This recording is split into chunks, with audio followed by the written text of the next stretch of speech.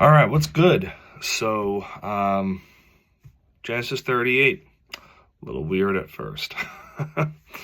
We go from one story about, we're starting Joseph's narrative in Genesis 37, and now we're going to kind of take a little side mission over here, and we're talking about Judah.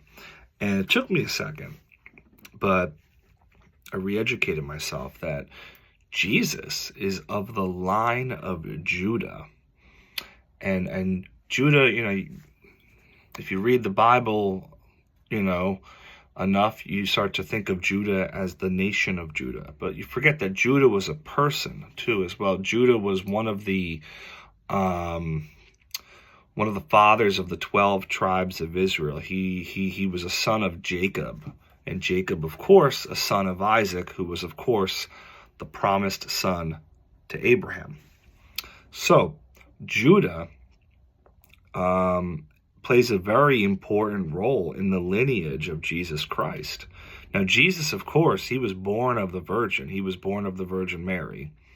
But he had an earth father too, as well, who was engaged to Mary at the time. His name was Joseph, and Joseph is the one who is actually the direct blood ancestor of Judah, who we're talking about here in Genesis 38. Don't miss these details, folks. When you're reading the Old Testament and you're looking at the New Testament, there's a connection. There's a whole story. You ever binge a TV show and, well, I should say this. I like to binge TV shows because it's easier for me to connect the dots. So I'll watch like 8 episodes, and I'll watch those 8 episodes in a matter of a week span.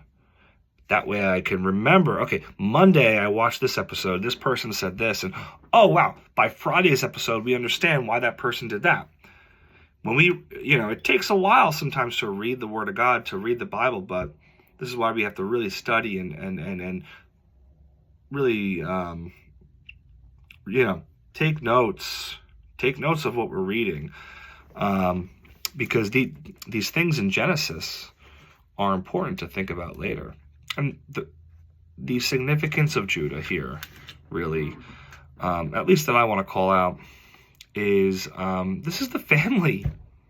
This is the family that Jesus is coming from. This is his family, his dad's side of the family, Joseph's side of the family. And even though when we think of our families as, oh, my grandparent, or my great-grandparent, like that's as far back as we go, like God doesn't see it that way. God sees our great-great-great-great-great-great-great-great-grandparents. God knows who my great-grandparents are to the 10th power, back in the 1400s, back in the 800s, back before Christ, like way back. He knows my lineage. He sees it all.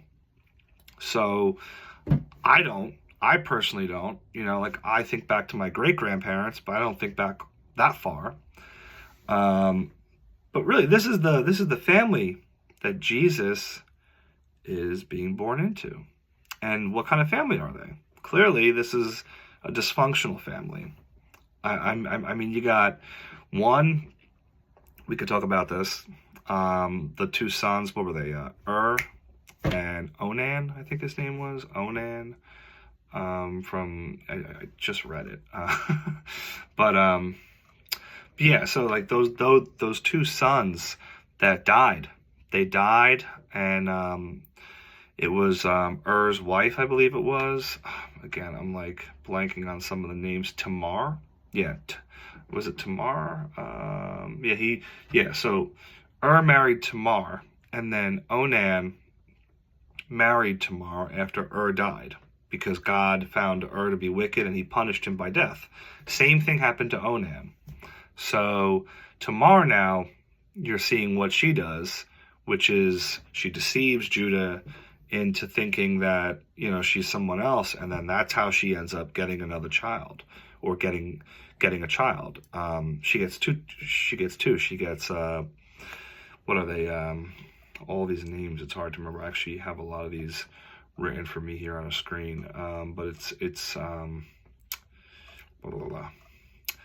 Perez and Zerah.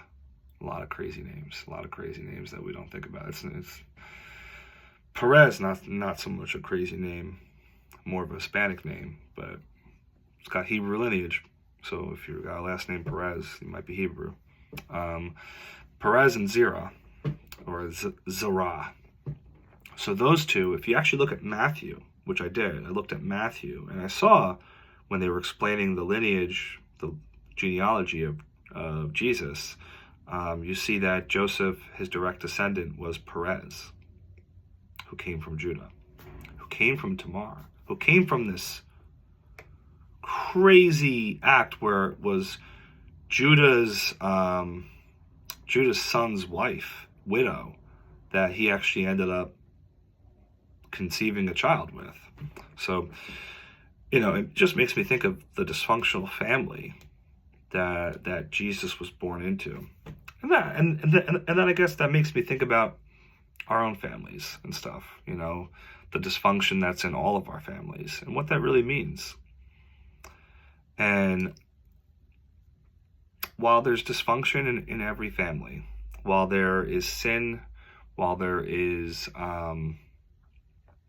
things like this, which are like unspeakable things, there's also a lot of grace. There's a lot of grace because in all of that, despite all of that, God was able to work through them because Jesus came into this world and he was raised by Joseph and Mary. Jesus became the man that he did, and he fulfilled his mission. He fulfilled his mission. He went to the cross, and he became the ultimate sacrifice. He became the Passover lamb that we all needed to be saved. So that's where I'm going to end today. Those are my thoughts on Genesis 38, and we'll be moving on to Genesis 39. I think we're getting to the home stretch here. I think there's 50 chapters maybe in Genesis, so we're getting there. All right, you guys have a wonderful day.